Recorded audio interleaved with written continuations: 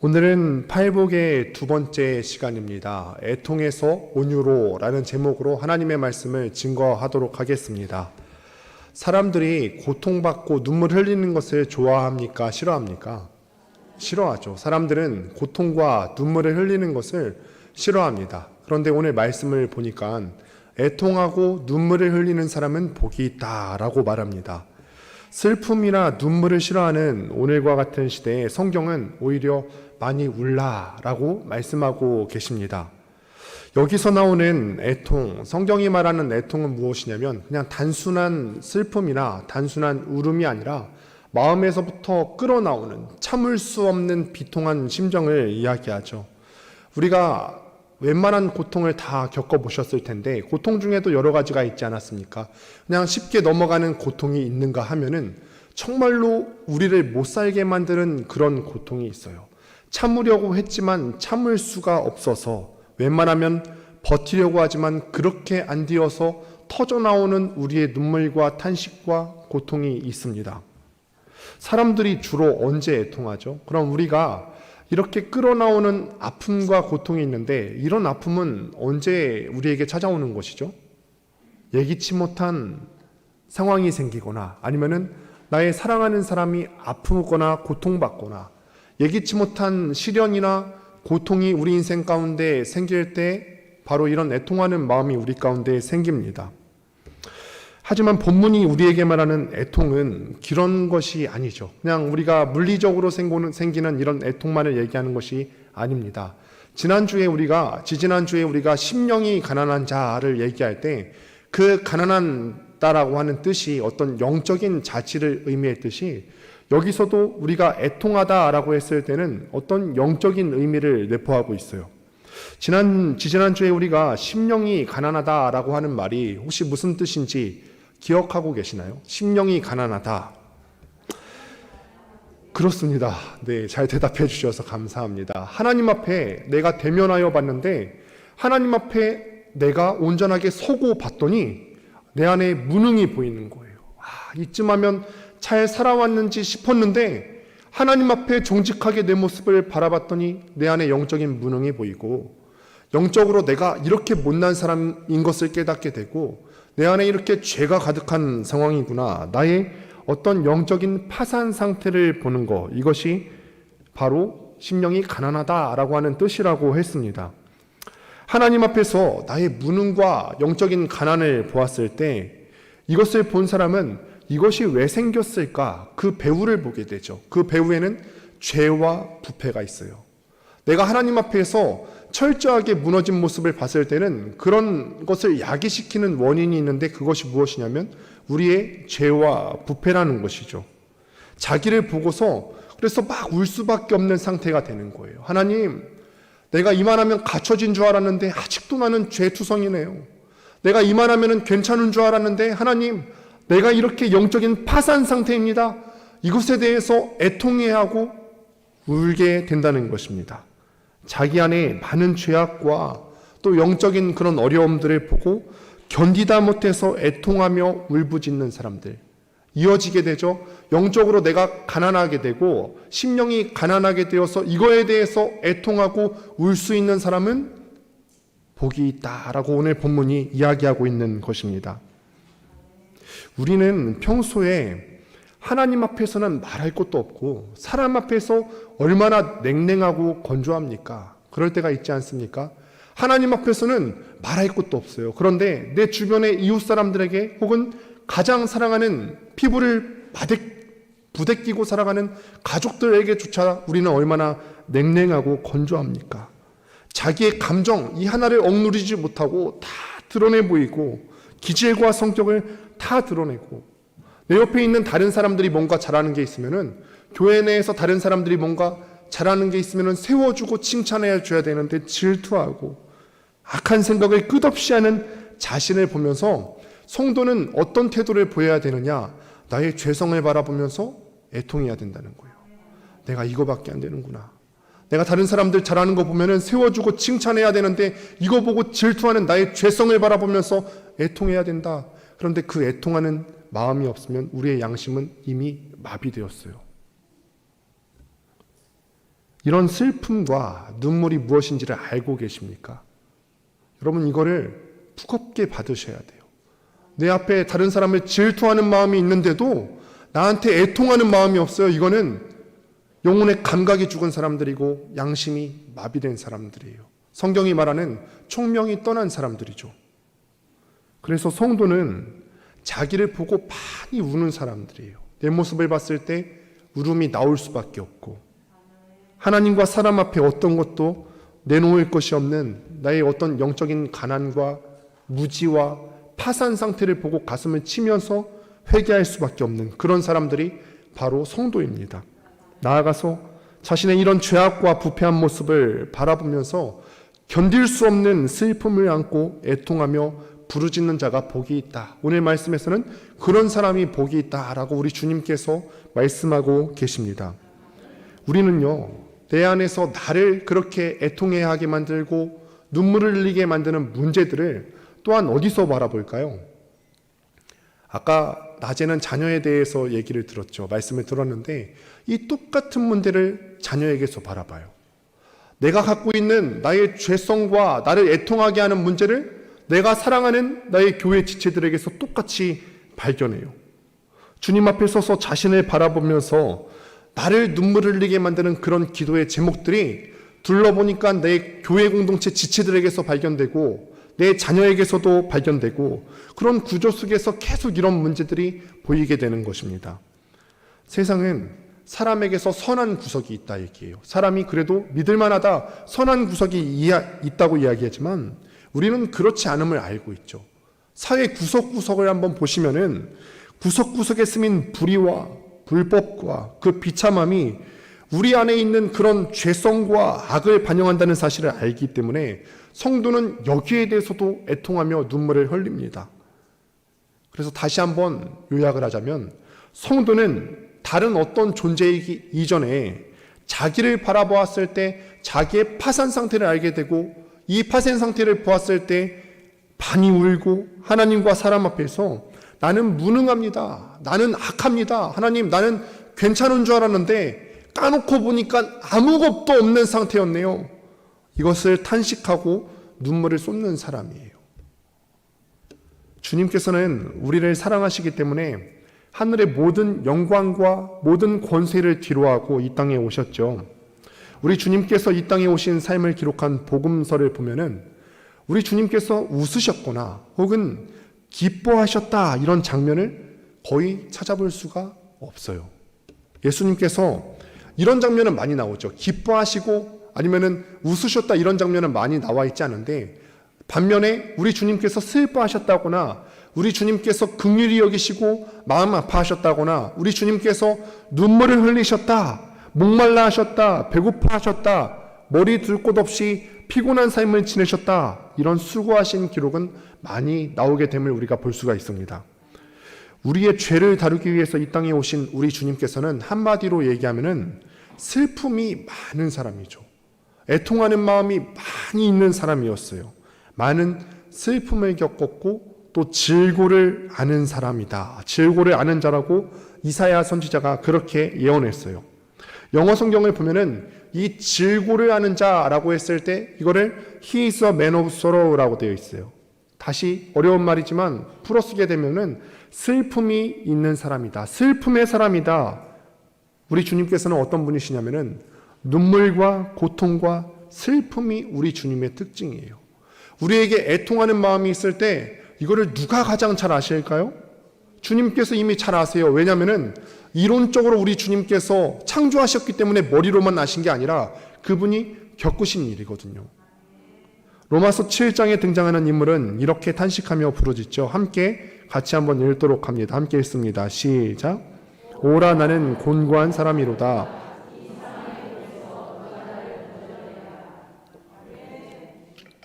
몸을 갖고 우리가 이 땅을 살아가는 사람이 탄식하는 거예요. 우리가 이 땅을 살아가면서는 이 몸으로는 아무도 사망을 이길 수가 없는데 이 사망의 몸에서 누가 나를 건져낼 수 있겠는가? 우리가 인생을 살면서 고통을 겪을 수밖에 없는데 이 고통에서 누가 나를 건져낼 수 있겠는가? 이 인생 살면서 고통을 겪을 수밖에 없는 문제는 그리스도인들만 알고 있는 게 아니에요. 예수를 안 믿는 사람들도 인생에는 고통이 가득한 걸 알고 있죠. 불교에는 인생에 고통밖에 없음을 이야기하고 있습니다. 탄식하는 거죠. 우리는 이 고통 가운데 탄식이 어떤 것인지를 잘 알고 있어요. 자기 자신이나 사랑하는 사람들을 보면서 이 똑같은 아픔을 느낍니다. 성도는 어떤 사람들이냐면은 이 죄의 결과로 만들어진 이런 고통 때문에 아파하고 슬퍼하고 애통해하고 그 탄식이 무엇인지를 아는 사람이다. 내가 내 모습을 봤는데 죄 때문에 아무것도 하나님 앞에 내세울 것이 없는 그런 상태를 영적인 감각들이 있는 사람들은 보게 되는데 여기에 대해서 양심이 마비되어 있지 않는 거예요. 애통해하면서 우는 것을 아는 사람들이 성도예요. 모두가 행복을 추구하는 이 땅에서 자신으로 인해서 애통하고 가슴 찢고 탄식하면서 눈물을 흘리는 자가 바로 성도입니다. 교회 역사에서 손꼽히는 사람 중 하나인 어거스틴이라고 하는 사람이 있었어요. 그런데 이 어거스틴이 참 탁월한 책들과 글들을 많이 썼는데 대표적인 저서 가운데 하나가 고백록이라고 하는 책이 있어요. 근데 이 고백록, 우리가 어거스틴이라고 하면은 얼마나 대단한 사람입니까? 그런데 이 대단한 사람이 자기 죄에 대해서 고백한 글을 쓰면서 비통해하는 심정을 담았어요. 이사야 선지자 얼마나 대단한 사람입니까? 그런데 그가 하나님을 대면하여 봤더니 자기의 파산 상태를 알고 나서 이렇게 탄식하죠. 화루다 나여 망하게 되었도다. 애통하는 거죠. 이 대단한 사람들도 자기의 죄에 대해서 애통해하는데 우리는 어떻습니까? 나의 영적인 파산 상태에 대해서 애통해하는 마음이 있으십니까? 이 사람뿐만 아니라 마틴 루터라든지 존 웨슬리라고 하는 사람이라든지 아니면은 화이트필드 같은 그런 사람들은 이 하나님의 사람들, 하나님이 크게 쓰신 사람들의 공통점이 뭐냐면은 이 죄에 대해서 민감했다는 거예요. 그냥 좋은 게 좋은 거지 없는 걸로 하면 되지 않겠는가? 앞으로만 전진하자 이렇게 하지 않았고요. 자기가 가지고 있는 그 죄의 상태에 대해서 민감하게 깨닫고 울면서 기도했어요. 우리는 자신의 죄에 대해서 애통했던 이런 영성의 대가들이 남겨놓은 기록들에 대해서 쉽게 찾아볼 수가 있어요. 본문에 보면은 이 애통하다라고 하는 말이 현재 시제로 쓰여지게 됩니다. 조금 어려운 말인데 이해를 하실 필요가 있습니다. 헬라어, 성경이 쓰인 이 헬라어에는 시제가 있어요. 과거에 쓰인 일에는 과거 시제가 쓰이고 현재는 현재 시제가 쓰이고 근데 미래에는 미래 시제가 쓰이는데 헬라어의 현재 시제는 독특한 특징이 하나가 있어요. 그것이 무엇이냐면은 현재를 말할 때는 습관을 얘기하는 거예요. 지금 현재만 일어나는 어떤 단회적인 사건만을 얘기하는 게 아니라 과거에도 이랬었는데 지금도 이러고 있고 계속해서 반복적으로 일어나고 있다는 거예요. 그런데 이 애통하다라고 하는 말이 현재 시제로 쓰였다는 건 뭐냐면은 반복적으로 애통한다는 거예요. 내가 우리 주님을 만나기 이전에도 죄에 대해서 고통스러워했어요. 우리 주님을, 내가 주님을 처음 만났을 때 내가 죄인이구나 애통했어요. 그런데 이 애통한 심정이 한 번으로 끝납니까? 아니에요. 성도는 계속해서 이 죄에 대해서 애통하는 습관이 있어야 된다는 거예요. 그리스도인이라는 것은 하나님을 만난 후에도 만나고 나면은 그 죄를 짓습니까? 안 짓습니까? 만난 후에도 죄를 짓죠. 계속해서 죄를 지을 수밖에 없는 나의 그런 부패한 습성 때문에 마음의 생각과 불신앙적인 요소 때문에 계속 울 수밖에 없는 그런 사람이에요. 어떤 분들은 이렇게 물으시는 분들이 있어요. 이거를 이상하게 생각해요. 내가 그래도 예수 믿은 연차가 이만큼 됐으면은 죄에서 좀 해방돼야 되는 거 아닙니까? 이런 죄의 눌림에서 좀 자유로워야 되는 거 아닙니까? 목사님, 나는 예수님을 믿고 난 후에도 여전히 내 안에 죄가 많이 있어요. 이런 내가 예수 믿을 자격이 있습니까? 근데 이거는 이상한 게 아니에요. 예수를 믿은 이후에도 우리는 잔존하는 죄의 세력들 때문에 여전히 고통스러울 수밖에 없는 거, 이거는 당연한 거예요. 예수를 믿은 이후에도 우리는 여전히 내 안에 있는 죄성을 보고 가슴 아파합니다. 겸손한 거와 또 가난함이 줄고요, 교만함과 어리석음이 계속해서 늘어가는 그 모습을 보고서 울어가는 거예요. 이러면 안 되는데. 사람들을 우리가 따뜻하게 대하지 못하잖아요. 사람들을 따뜻하게 대하지 못하고 냉랭하게 대하는 내 모습을 보고 그리스도의 사랑이 없는 것을 보고서 애통해하는 거죠. 슬퍼하는 거죠. 주님께서는 어린아이 같지 않으면 천국에 들어가지 못한다고 주님께서 그렇게 말씀하셨는데, 신앙의 연차가 가면 갈수록 어린아이 같아져야 되는데 오히려 강팍해져가는 내 모습을 보고서 애통해하는 거죠. 내 죄성 때문에 내가 이렇구나. 그래서 눈물을 흘리는 사람이 바로 성도예요. 그런데 놀랍게도 성경은 이렇게 자기 본성의 어떤 부패와 죄악을 보고 하나님 앞에서 자기 무능을 보고 하나님이 원하시는 모습으로 변하지 않는 그 한계를 보고서 우는 사람은 어떻다고 얘기하죠? 복이 있다. 애통하는 사람은 복이 있다. 자기 죄에 대해서 민감하게 깨어서 애통하는 사람은 복이 있다.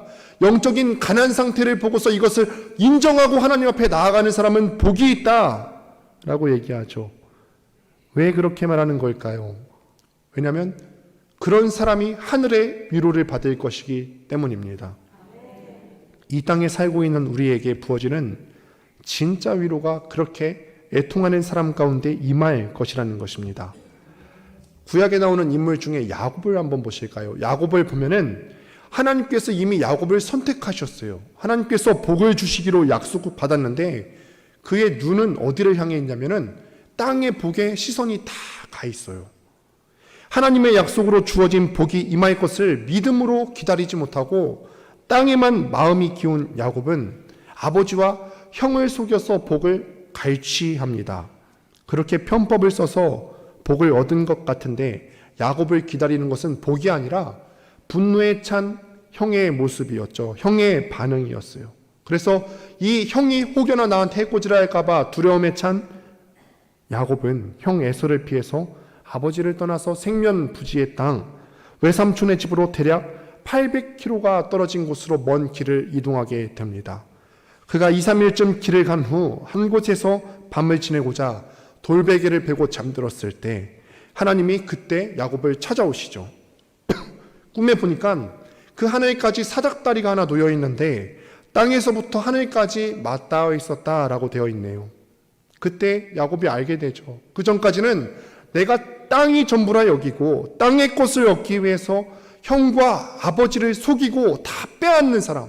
야곱의 이름의 뜻이 그거지 않습니까? 속이는 자, 빼앗는 사람. 얻었다고 생각한 순간 그런데 전부 다 손 바깥으로 빠져나 버리고 없었더라 이 말이죠. 야곱 가운데 공포와 두려움이 있었고 후회와 좌절로 점철된 이 야곱의 삶 가운데 지금 하나님께서 찾아오셨습니다. 그리고 조상들에게 주신 언약을 야곱에게 주시면서 내가 너와 함께 하겠다라고 위로하세요. 애통해하는 마음을 야곱이 깨닫고 땅에만 속한 게 전부인 줄 알았는데 하늘에 속한 복을 바라보고 나니까 그 애통한 심령 가운데 하나님께서 내가 너와 함께 하겠다 하늘의 위로를 더하여 주시는 것이죠. 땅에만 속한 것처럼 그저 땅만 생각하고 땅의 것에만 욕심을 두고 살아가던 그런 야곱에게 하나님께서 하늘의 새로운 세계를 열어주시고 하늘의 복과 자원을 공급받아 살아가는 삶의 모습으로 야곱을 인도해 가시는 것입니다. 우리는 어떻습니까? 우리는 성경을 보면서 계속 우리의 삶과 대입해 볼 줄 알아야 되는데 얼마나 많은 사람들이 야곱처럼 땅이 전부인 것처럼 살아가고 있습니까? 이 땅에서 잘 돼야 되고 더 많이 소유하고 더 많이 누리고 원하는 것을 마음껏 해야 된다고 생각합니다. 그렇기 때문에 작은 것 하나라도 양보하거나 희생하기를 두려워하죠. 자기 이름이 드러나야만 조그만 수고라도 해야 되는 이 땅에서 성도는 다르게 살아간다는 거예요. 성도는 다른 삶의 모습으로 살아갑니다. 자기를 보고 탄식하고 가슴을 찢고 웁니다. 왜냐하면 자기의 악함과 부패가 보이기 때문입니다. 자신의 악함과 부패, 죄가 만들어 놓은 자신의 영적인 그런 실존을 바라보고 나니까 하나님 앞에서 슬픔을 가눌 길이 없어서 애통해하면서 우는 겁니다. 그러면은 이런 사람들은 어디로 향하게 될까요? 저번에도 말씀을 드렸지만 시작하면서 말씀을 드렸지만 팔복은 다 논리적으로 연결이 된다고 했어요. 지금까지는 내가 나를 주장하면서 살아왔어요. 그런데 내가 나를 보니까 별 볼 일 없는 사람이었네요. 내가 나를 보니까 꽉 차 있는 줄 알았는데 파산 상태였네요. 내가 내 인생을 이끌어갈 힘이 없어요. 하나님이 내 인생을 이끌어 주셔야 되겠습니다. 다음 복으로 넘어가게 되죠. 온유한 사람으로 넘어가게 돼요. 하나님과 사람 앞에서 내 영혼의 어떤 처절한 모습을 보고 가슴 찢고 하나님 앞에서 내놓을 것이 없어서 영적인 파산 상태를 선고한 사람은 온유한 자가 되죠. 팔복의 세 번째 복은 온유입니다. 다시 한번 5절 말씀 같이 한번 읽어보도록 하겠습니다. 시작.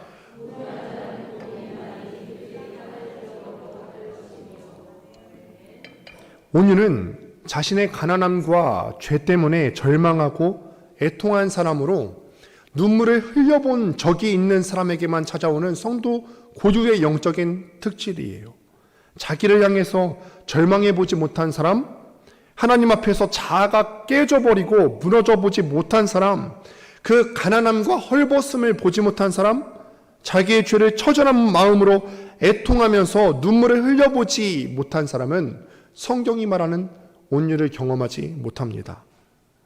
온유가 무엇일까요? 온유는 어떤 것 같으세요? 제가 착합니다. 인정하지 못하시겠어요? 제 아내는 어떻게 생각할지 모르겠는데 저는 착해요.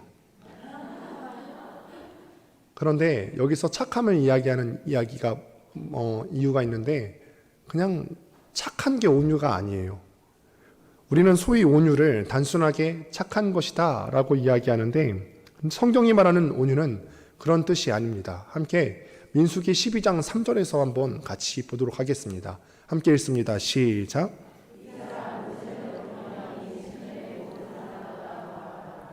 아멘. 모세가 온유했다 그러죠. 그런데 우리가 알기에 모세는 어떤 사람이에요? 모세가 그냥 무조건 착한 사람일까요? 제가 생각하기에 모세는 다혈질 같았거든요. 왜냐면은 화가 많잖아요. 처음에 이스라엘 사람들이 애굽에서 노예 생활하고 있을 때 자기 민족을 괴롭히는 애굽 사람을 어떻게 했죠? 죽였죠. 그리고 이스라엘 사람들이 물을 주지 않는다고 하나님 앞에 땡깡 부릴 때 모세가 어떻게 했죠? 화가 나서 반석을 2번이나 내리쳤어요. 이런 걸로 봤을 때 모세는 마냥 착한 사람은 아니었던 것으로 보입니다. 충분히 혈기가 있었어요. 그럼에도 불구하고 성경은 모세를 평가하기를 뭐라고 얘기하냐면 이 사람 모세는 온유하다. 지면의 모든 사람들보다 온유함이 더하다라고 합니다. 이 말인즉 온유란 그냥 단순히 착한 성격을 얘기하는 것이 아니라는 거예요.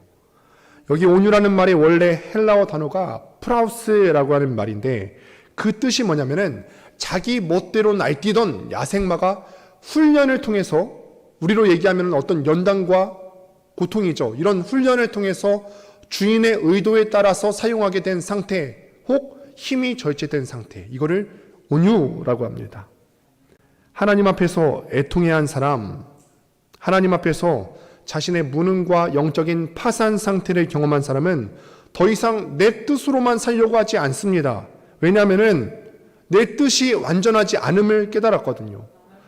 내 뜻대로 살려고 했는데 내가 아무것도 내 삶을 이끌어 나갈 만한 힘이 없음을 깨달았거든요. 나는 파산 상태인데 뭘로 내 삶을 이끌어갈 수 있겠습니까? 그래서 하나님 앞에서도 내 뜻을 관철시키지 않을 뿐만 아니라 다른 사람 앞에서도 내가 별 볼 일 없는 사람임을 인정합니다. 다른 사람에게도 내 뜻을 관철시키려고 하지 않아요. 나는 불완전한 사람이다. 하나님 앞에 내 존재를 두고 봤더니 죄성 때문에 악한 모습 때문에 나는 불완전한 사람이다. 이거를 인정하고 나를 창조하신 하나님의 손에 이끌림 받기를 결단합니다. 누구에게나 힘은 있죠. 힘은 있습니다. 그러나 그 힘이 하나님의 통제 아래에 있을 때 우리는 온유하다라고 말하는 것입니다. 나는 이전까지는 야생마와 같은 사람들입니다. 여기에도 야생마가 많은 것 같아요. 야생마 습성을 다 버리시기를 바랍니다. 야생마와 같은 습성을 다 버리시고 하나님께서 우리에게 허락하시는 훈련과 연단을 통해서 자신의 파산 상태를 본 후에 그때서야 비로소 길들여지게 된다는 것이죠. 어떻게 이러한 것이 만들어질 수 있을까요? 하나님 앞에서 수없이 자기 자신을 대면하여 봐왔기 때문에 그렇습니다. 정직하게 나의 모습을 보고 하나님께서 당신의 넘치는 사랑으로 나를 덮으시고 아끼시고 위로하시는 그 모습을 보는 사람에게 겸손한 부드러움이 그때서야 비로소 만들어지는 것입니다. 우리 현대인이 겪는 질병의 원인은 남들이 나를 인정해 주지 않는 데 있습니다. 내가 생각하는 내가 생각했을 땐 내가 되게 대단한 사람 같은데 남들이 나를 이만큼 인정해 주지 않네? 이런 간격이 있기 때문에 고통을 겪습니다. 부모와 이웃에 대한 원망도 생겨나게 되고 선생님을 향해서 불평을 가지게 되고 그리고 막연히 가진 자에 대한 미움이 발생하게 되고 세상의 지도자에 대한 분노와 탄식이 마음속에 가득합니다. 그런데 자기의 악함과 영적인 헐벗음으로 인해서 많이 울어본 사람은 남들이 나를 어떻게 평가하든 이거에 대해서 연연하지 않습니다. 그들이 자기에게 하는 나쁜 말들, 심지어 저주나 비난과 악의에 가득 찬 조롱, 이까지도 그대로 받아들입니다. 드러내놓고 반격하지 않지만 마음속에 칼을 품고 내가 언젠가 너에게 그대로 갚아줄 날이 있을 것이다. 보복을 바라지도 않습니다. 온유는 남들이 나에게 하는 평가와 행실과 반응을 마음을 기울여서 받아들이고 수용하는 능력입니다. 내 자아가 죽었어요. 자아가 죽었는데 더 이상 여기에 대해서 무슨 보복을 하겠습니까? 자아가 죽었기 때문에 귀가 열려서 다른 사람들의 말을 수용할 수 있게 됩니다. 악한 의도를 가지고 내 마음속을 막 캐집어 놓는 말이라 할지라도 내가 그 앞에서 깨지고 꺾어져 봤기 때문에 겸손하고 부드러운 태도로 잘 받아내는 것입니다. 어떤 자기 연민이나 보복 심리 없이 듣고 상처받지 않고 이겨내는 능력이 그때서야 생깁니다. 그래서 온유라는 것은요, 우리가 봤을 때는 참 부드러운 것이어서 연약해 보이지만 사실은 강인한 것이에요. 카리스마로 세상을 지배하고 명령하는 그런 류의 힘은 아니지만 온유는 굉장히 강력한 힘입니다. 마음의 상처와 흔적을 남기지 않고 귀를 열어서 다른 사람의 말을 듣고 수용하는 성경적인 강인함이 바로 온유함입니다. 여러분, 이런 온유한 사람이 내 옆에 있었으면 좋겠죠. 내 남편이 그런 사람이면 얼마나 좋을까요? 내 아내가 그런 사람이면 얼마나 좋을까? 내 교회 옆에 있는 사람이 그런 사람이면 얼마나 좋을까요? 그런 사람을 옆에 두고서 한번 교제한다고 생각해 보세요. 우리 안에 아름다움이 얼마나 가득할까요? 교회는 자기 본성대로 상처를 품고서 서로를 냉랭하게 대하는 공동체가 아닙니다. 주님께서 우리에게 허락하신 그 영광스러운 공동체는 상처를 안고 다른 사람들에게 냉랭하게 대하는 그런 공동체가 아니에요. 겉으로는 교양과 품위가 있지만 가슴에는 상처를 품고 쌀쌀맞게 남을 대하는 그런 공동체가 아닙니다. 반면에 상처를 받았음에도 불구하고 주님께서 우리에게 허락하시는 그 온유의 능력으로 따뜻하고 겸손하게 선한 마음으로 사람을 대하는 것이 바로 교회입니다. 서로 본성과 기질이 다 같은 존재임에도 불구하고 내 앞에 어차피 나도 부족하고 너도 부족하다. 내 안에 있는 죄 때문에 하나님 앞에서 많이 울고 자신의 파산 상태를 보고 탄식하면서 자기가 얼마나 은혜가 필요한 존재임을 자백했기 때문에 악한 말을 나에게 쏟아내는 그런 대상조차도 나는 따뜻하게 받아내는 것이죠. 교회는 반드시 그런 공동체가 되어야 될 줄로 믿습니다. 우리는 다 불완전합니다. 인정하십니까? 불완전합니다. 기준에 못 미친다고요, 사람을 비난하거나 정죄하고 끝내서는 안 됩니다. 우리는 어떤 사람이냐면은 여기서 불완전하다고 했을 때 그 불완전 장도가 어느 정도냐면은 다 좋은데 이것만 부족해 이걸까요? 아니에요.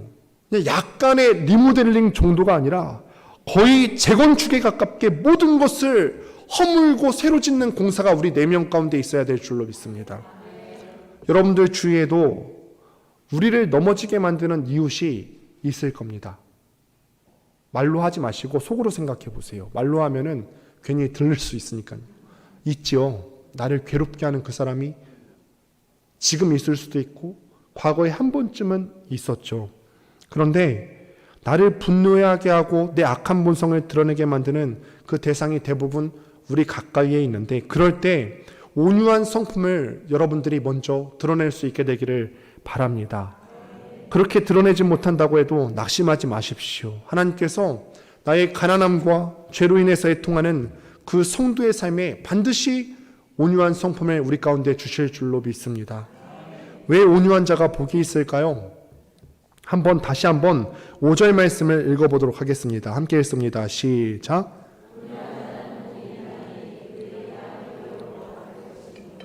온유한 자는 복이 있나니 그들이 땅을 기업으로 받을 것이며, 이 본문을 볼 때마다 다행이다 싶어요. 왜 다행이냐면은 하나님이 하나님 되심을 증명하는 구절이거든요. 세상은 사람이 온유하면 그 사람을 어떻게 대하죠? 등쳐먹어요. 그 온유한 사람을 등쳐먹습니다. 조롱하고요, 무시하고 아무렇게 대해요. 그래서 그 온유한 사람이 원래는 복을 받는 게 맞잖아요, 성경에서는. 그런데 세상에서 온유하게 살면은 그 사람 손에 아무것도 남은 것이 없게 만들지 않습니까? 하지만 성경은 어떤 사람이 복이 있냐? 세상에서는 그렇게 이용당하고 조롱받고 멸시당하고 그 손에 아무것도 남은 것이 없지만, 성경은 그런 자가 땅을 기업으로 받을 것이다, 우리에게 보장해 줍니다. 온유하게 살면은 이용당하고 무시당하기 때문에 사람들이 세상을 그러면 어떻게 살아가죠? 싸납게 살아가죠. 나는 너에게 결코 이용당하지 않겠어. 내가 온유하게 살면은 나를 이용하기 때문에 내가 눈에 힘을 꽉 주고 살아갈 거야. 20, 30대 청년들 한번 보세요. 20, 30대 청년들 보면은 예뻐요? 예쁘세요? 안 예쁘십니까? 예쁘죠? 자체가 예술 작품이에요. 외모가 잘나서가 아니라 그냥 그 존재로 그냥 예술작이에요. 청년들은 그래서 희망이죠. 어디에 내놓아도 광채가 나요. 그런데 나이가 들어갈수록 세파에 휘둘려서 그런 아름다움이 어디론가 사라지고, 점점 나이 들수록 아름답게 나이 들어가시는 분들이 있는가 하면, 세상에 세파에 시달린 사람들은 눈에 어떤 빛을 띱니까? 어떤 빛을 띠죠? 무슨 말 한번 해봐. 진짜 오늘 직장 갈 건데 상사라도 다 필요 없어. 걸리면 가만두지 않는다라는 태세가 돼요. 가까이 다가갈 수 없는 그런 싸나운 표정을 짓고 있어서 인사를 하려 했다가도 괜히 다음에 해야겠다 라고 돌아 나오게끔 만들어요. 혹시 나는 그런 사람이 아닙니까? 온유하면은 20, 30대는 잘 몰라요. 내가 그냥 말씀대로 살아가면 되겠지. 나 온유해질 거야. 살다가 온유해 보니까 사람들이 나를 이용해 먹는 것 같아요. 그러니까 나이가 먹어갈수록 성경대로 살아가는 게 아니라, 그래, 이 땅의 것에만 초점을 맞추자. 나도 한번 눈 한번 빡 힘주고 살아가지. 힘을 가져야 한다고 생각하기 때문에 그래요. 힘을 가져야 한다. 그래야만 자신을 보호하고 살아남을 수 있다 여기는 거죠. 그런데 놀랍게도 이 땅에서는 그런 원리대로 살아가지만 하나님의 세계는 그렇지 않아요. 그런 사람은 오히려 외면받게 될 것입니다. 언젠가 우리 주님 앞에 서게 될 때 이 세상 질서와 다른 하나님 나라의 질서를 마주하게 될 때는 그렇게 살아오신 것을 후회하게 될 거예요. 하나님의 말씀은 온유한 자가 땅을 기업으로 받는다. 이것이 얼마나 진실한 말씀인지 알아야 됩니다. 우리가 봤을 때는 힘이 세고 사나운 사람이 모든 것을 차지할 것 같지만 이 땅은 누구 것입니까? 온유한 자의 것이죠. 시편 37편에서 시인은 악과 불의를 행하는 자가 땅에서 잘 되고 죽을 때까지 잘 사는 것을 보면서 어찌하여 악인이 형통합니까? 우리 마음 가운데 그런 마음이 들지 않으십니까? 하마터면 실족하여서 넘어질 뻔했어요. 주님 앞에서 탄식합니다. 그런데 하나님께서는요, 그의 눈을 열어주시고 시인의 눈을 열어주셔서 다음과 같이 말씀을 하시는데, 좀 길지만 함께 읽어보도록 하겠습니다. 우리에게 위로가 되는 말씀입니다. 시작.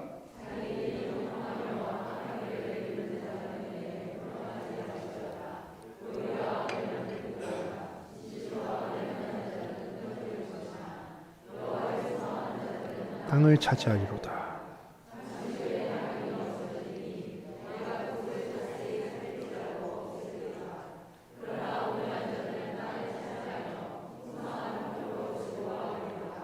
네, 아멘. 잠시 후에는 악인이 어떻게 돼요? 없어지려니와. 여러분, 그래서 싸납게 살기를 선택하지 마시기를 바랍니다. 이 땅에서는 온유한 것이 바보 같아 보이지만 하나님은 그것을 인정합니다. 또 이렇게 말씀합니다. 시편 37편 여호와께서 정의를 사랑하시고 그의 성도를 버리지 아니하심이로다. 그들은 영원히 보호를 받으나 악인의 자손은 끊어지리로다. 의인이 땅을 차지하며 거기서 영원히 살리로다. 성경 말씀은 틀림이 없습니다. 악인은 잠깐 형통해 보이는 듯하지만 곧 소멸하고 의인이 땅을 차지합니다. 주님께서 이렇게 말씀하십니다. 계속해서 성경을 몇 구절 더 살펴보겠습니다. 그런즉 누구든지 사람을 자랑하지 말라.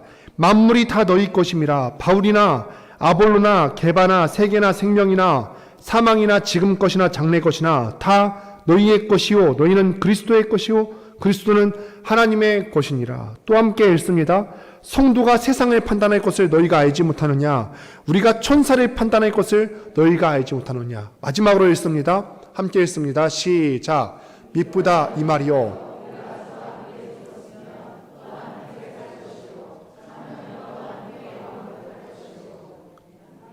온유한 성도로, 이 땅에서 온유하게 살아가는 성도는 참 바보 같아 보일 수 있다고 했는데, 그 한없이 연약해 보이는 성도가 성경 말씀에 보니까 위대하다 그러네요. 심지어 천사도 우리 성도에 비하면 아무것도 아닌 존재네요.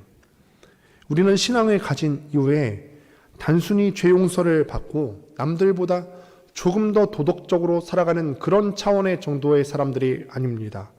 우리는요, 우리 성도들은 하나님과 함께 만물을 다스릴 자들이고 천사를 심판하는 사람들이고 세상을 심판할 하나님의 자녀들이다라고 성경이 말씀합니다.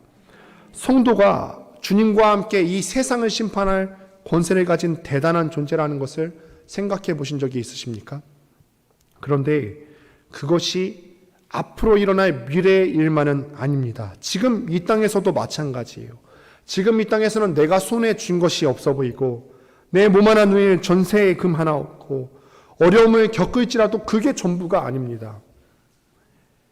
가난한 자 같으나 많은 사람을 부유하게 하고 아무것도 없는 자 같으나 모든 것을 가진 자로다. 이 말은 겪어본 사람만 알죠. 물질적으로 가난한 자 같으나 많은 사람을 부유하게 만드는 사람이 있어요. 반면에 물질로 풍요한 사람 같으나 다른 사람을 피폐하게 하고 상처받게 하는 사람이 있더라는 말이죠. 성도는 손에 무언가를 쥐고 있지 않아도 많은 것을 소유한 어떤 사람들보다도 다른 사람을 부유하게 하고 복되게 하고 하나님께로 돌아오게 하는 사람인 줄로 믿습니다. 이것이 얼마나 큰 능력이며 영향력입니까? 성도는 내가 얼마나 많이 갖고 있냐, 자기 소유와 상관없이 그런 자긍심을 가지고 이 땅을 온유하게 살 필요가 있습니다. 말씀을 마무리합니다. 하나님 앞에 서서 자기 모습을 봤더니 내가 아무것도 가진 것이 없네요. 내가 죄성 때문에 슬퍼할 수밖에 없어요. 하나님 앞에 서서 애통하면서 눈물을 흘리는 것이 무엇인지를 아는 사람들이 나와야 합니다. 하나님 앞에 날마다 기도하러 나왔는데 내 어떤 모습을 보면서도 눈물이 안 나온다. 이거는 영적으로 마비된 상태임을 자각하셔야 돼요. 무겁게 받으시길 바랍니다. 내가 하나님 앞에 내 모습을 대면하여 봤는데도 눈물이 나오지 않고 애통해하지 않는다. 이미 영적으로 우리는 마비된 상태라는 거예요. 그렇게 간절히 기도하십시오. 나의 내면을 바라볼 수 있는 눈이 열려지게 하시고 그런 영적인 파산 상태를 인정할 수 있는 마음을, 겸손함을 우리에게 주옵시고 그렇게 파산 상태를 인정하게 될 때에 내가 내 인생을 내 힘으로 사는 것이 아니었네요. 하나님께 길들여진 채로 살기로 결단할 수 있는 여러분들 되시기를, 그리하여서 그 온유함으로 세상 많은 사람들에게 그 복을 흘려보내는 축복의 통로로 살아가게 되시기를 주님의 이름으로 간절히 축원드립니다.